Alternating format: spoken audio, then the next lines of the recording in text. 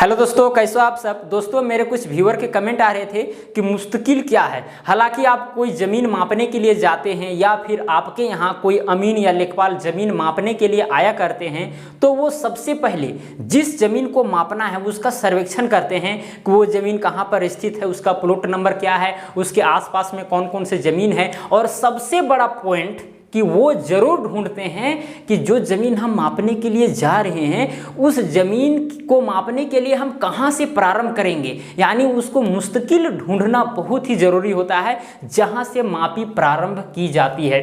तो सबसे पहले हम यहाँ पर बात करते हैं कि मुस्तकिल क्या है। देखिए, मुस्तकिल एक ऐसा मूल स्थान है, एक परमानेंट बिंदु है या एक परमानेंट जगह है जहाँ पर कोई ज़मीन के पैमाइश के लिए शुरुआत की जाती है, वहीं से मापना प्रारंभ किया जाता है, वही है मुस्तकिल। और ये मुस्तकिल का जो चिन्ह होता है वो नक्शा में भी दिया हुआ रहता है और लैंड में तो रहता ही है। कुआं है तो कुआं रहेगा ही, वो परमानेंट है।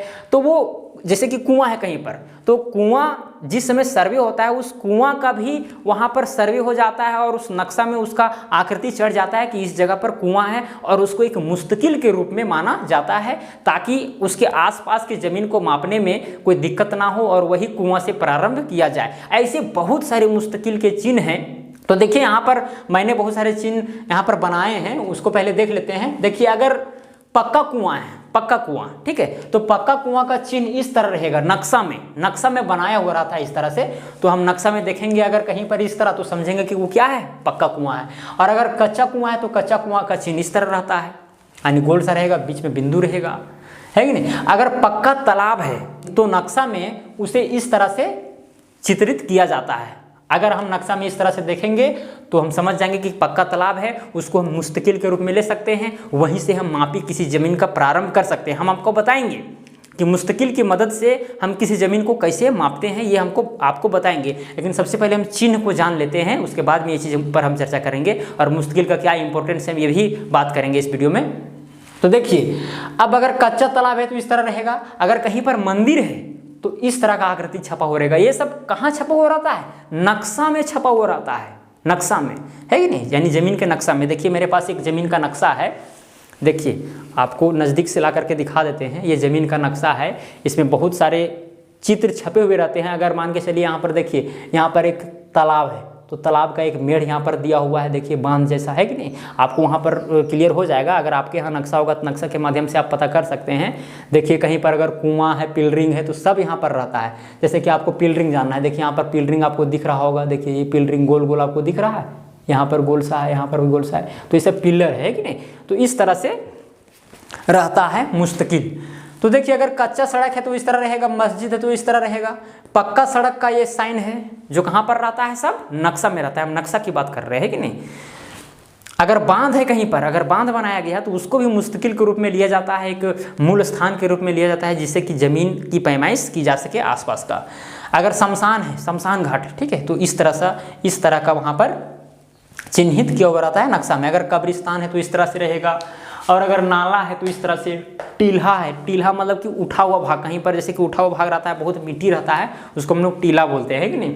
तो इस तरह से रहता है। रेलवे लाइन अगर कहीं पर है उसको भी मुस्तकिल के रूप में मान सकते हैं। देखिए, मुस्तकिल हम उसी को मानते हैं जो कभी समाप्त तो वहाँ से ना हो जाए, वहाँ से हटे नहीं, एकदम मूल स्थान होना चाहिए। कई पीढ़ियों तक कोई ज़मीन रहता है, अस्तित्व में रहता है, तो उस ज़मीन में झगड़ा, लड़ाई या मापने में दिक्कत ना हो, इसलिए मुस्तकिल का प्रयोग किया जाता है। और ये परमानेंट होते हैं, वो एक जगह से दूसरी जगह जाया नहीं करते हैं। अगर कहीं पर मंदिर है तो मंदिर एक जगह, अगर मंदिर यहाँ पर है तो कुछ दिन के बाद वहाँ तो नहीं चला जाएगा, है कि नहीं। वो शायद ही कहीं कहीं पर होता है, जैसे सड़क बन रहा है तो मंदिर टूट करके दूसरा जगह बन गया, तो फिर अगला सर्वे में इस चीज़ का वहाँ पर बात रखी जाएगी और फिर उस नया मंदिर का वहाँ पर उस नक्शा में चढ़ा दिया जाएगा आकृति को, है कि नहीं। तो वो अलग चीज़ है। लेकिन अधिकतर कुआं अगर बन गया है तो भाई कुआं तो एक जगह से दूसरी जगह जाएगा नहीं, कुआं तो एकदम वहीं पर रहेगा, है कि नहीं। तो उसको मुस्तकिल के रूप में माना जाता है। और एक ही मुस्तकिल नहीं रहता है कोई गांव के नक्शा में, बहुत सारे मुस्तकिल रहते हैं। अगर एक मुस्तकिल मिट जाता है तो कोई दिक्कत नहीं है, और बहुत सारे मुस्तकिल हैं, उसकी मदद से हम मापेंगे। सब मुस्तकिल तो नहीं हटेगा, है कि नहीं, इसको समझना है। अगर कहीं पर चर्च है तो देखिए इस तरह से साइन रहेगा नक्शा में। अगर कहीं पर अंग्रेज का कब्रिस्तान है तो इस तरह रहेगा साइन। अगर कहीं पर बसवारी है, बसवारी खाने का मतलब बांस का अगर पौधा है, कहीं पर बांस का अगर झुंड है तो उसको भी सर्वे में चढ़ा दिया जाता है, नक्शा में चढ़ा दिया जाता है और इस तरह का आकृति दे दिया जाता है। अब हम लोग जानेंगे कि भाई मुस्तकिल की मदद से हम कोई ज़मीन की पैमाइश कैसे करते हैं। देखिए यहाँ पर हम एक समझिए कि ये मेरे गाँव का एक नक्शा है। क्या है? मेरे गांव का एक नक्शा है। इसमें देखिए कुछ प्लॉट हम बनाए हुए हैं, हालांकि और बहुत सारे प्लॉट हैं और इसमें बहुत सारे प्लॉट एग्जिस्ट कर रहे हैं, ठीक नहीं, बहुत सारे प्लॉट हैं। अब समझिए कि हम एक तालाब, यहाँ पर एक तालाब भी है। क्या है? एक तालाब है, ऐसे करके बना हुआ रहेगा तालाब, इस तरह से रहता है, जिसको हम लोग पक्का तालाब बोलते हैं, पक्का तालाब है। अब हमको इस जमीन का मापी करना है। किस जमीन का? इस जमीन का। देखिए यहाँ पर हम चिन्हित कर दे रहे हैं। अब इस जमीन को मापी करने के लिए हमको करना क्या पड़ेगा कि यहीं से मापी नहीं करेंगे, देखेंगे कि भाई यहाँ से कुछ दूरी पर तालाब है। अब हम तालाब से मापी करना प्रारंभ करेंगे जमीन में, ठीक है। जमीन में कड़ी से या फिर फीता से, जिसको हम लोग जरीब बोलते हैं, जरीब या फीता से हम लोग क्या करेंगे, इस तालाब के मेढ़ से मापना प्रारंभ करेंगे और देखेंगे कि ये जमीन और तालाब के बीच का दूरी कितना है। पहले हम नक्शा में देख लेंगे, गुनिया की मदद से माप लेंगे, उसके बाद में इस मेढ़ से इस जमीन का दूरी तय करेंगे और फिर फिक्स करेंगे कि यहाँ पर एक पिलरिंग होना चाहिए। अगर एक पिलरिंग मिल जाता है तो फिर वहाँ पर एंगल वगैरह माध्यम से हम ज़मीन मापने के लिए बहुत सारे वीडियो बनाए हैं। आप इस चैनल के साथ जुड़ जाइए और वो वीडियो को देखिए, आपको सब समझ में आने लगेगा, है कि नहीं। सब चीज़ को एक ही वीडियो में बताना पॉसिबल नहीं है। आप चैनल को सब्सक्राइब कर लीजिए और बेल आइकन को प्रेस कर लीजिए, आपको वीडियो मिलता रहेगा लगातार। तो देखिए ये मुस्तकिल की मदद से देखिए इस जमीन का वेरिफिकेशन हो गया कि भाई यहाँ से इतना दूरी पर स्थित है। ये चीज़ हम कहाँ से पता किए? नक्शा में। नक्शा में चीज़ दर्ज होता है। नक्शा जो आपको दिखा रहे हैं, मेरे पास बहुत सारे ऐसे नक्शा हैं। तो नक्शा में ये तालाब यहाँ पर छपा हुआ रहेगा, प्रिंटेड रहेगा, ठीक है। अब उस तालाब से उस जमीन का दूरी पता करना है कि कितना है, तो वहाँ पर ज़मीन में हम मापेंगे जरीब से या फीता से, है कि नहीं। और नक्शा में क्या चीज़ मापेंगे? गुनिया से मापेंगे। गुनिया, जरीब के विषय में सब कुछ बताया गया है, इस चैनल पर अपलोड है वीडियो, लिंक डिस्क्रिप्शन में भी लिंक दे देंगे, है कि नहीं, देख लीजिएगा। अब देखिए, अब इस तरह से हम किसी भी ज़मीन का वेरिफिकेशन कर सकते हैं आसानी से। किसके मदद से? मुस्तकिल के मदद से। हाँ, अब सवाल उठता है कि अगर मुस्तकिल ना हो तब क्या परेशानी हो सकती है? बहुत भारी परेशानी हो सकती है। क्यों? सपोज कीजिए कि ये जिसका भी ज़मीन है ये थोड़ा दबंग व्यक्ति का है, अब ये क्या करेगा, इसके ज़मीन में इतना चढ़ जाएगा। क्या करेगा? चढ़ गया।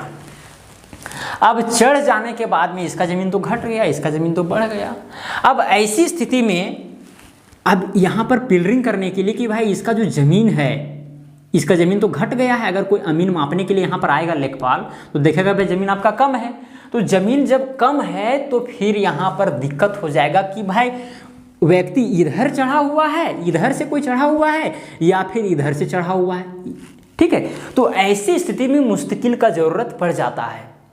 फिर हमको आसपास का जिसका भी ज़मीन है उसको हमको वेरीफाई करना पड़ता है। तो वो वेरीफाई तभी होगा जब मुस्तकिल का आपके पास ज्ञान होगा और मुस्तकिल का पता होगा। तो मुस्तकिल की मदद से आप इसके सरहद का, यानी जो इसके बगल की ज़मीन जो है उसके सरहद का पता लगा सकते हैं और आप बता सकते हैं कि इनका ज़मीन चढ़ा हुआ है कि नहीं। दबंग है या फिर कोई भी व्यक्ति किसी भी प्रकार का है, क्योंकि लंबे समय तक होने से क्या होता है कि ज़मीन इधर उधर हो जाता है। अगर कोई व्यक्ति छोड़ दिया है तो फिर उस ज़मीन में दूसरा कोई वहाँ पर कब्जा करने लगता है धीरे धीरे, ठीक है। तो ऐसी स्थिति में नापी करने के लिए मुस्तकिल का ज़रूरत पड़ता ही है, क्योंकि अगर किसी की ज़मीन में हम चढ़ जाएं तो कितना चढ़े हैं और मेरा ज़मीन कहाँ तक है, इसको डिटरमाइन करने के लिए, इसको डिफाइन करने के लिए मुस्तकिल बहुत ही ज़रूरी है। मुस्तकिल एकदम बहुत ही ज़रूरी है और हर सर्वेयर को, अमीन या लेखपाल को यही एक मेन भूमिका अदा करता है ज़मीन को पैमाइश करने में। तो शायद आपको इस वीडियो के माध्यम से मुस्तकिल के विषय में समझ में आ गया होगा और मुझे उम्मीद है कि आपको यह पसंद वीडियो आया ही होगा। और अगर आप मेरे चैनल पर नए हैं तो चैनल को सब्सक्राइब कर लीजिए और वीडियो पसंद पड़ा होगा तो लाइक और शेयर ज़रूर करें। आज के लिए इतना ही, अब मिलते हैं अगला वीडियो में। धन्यवाद।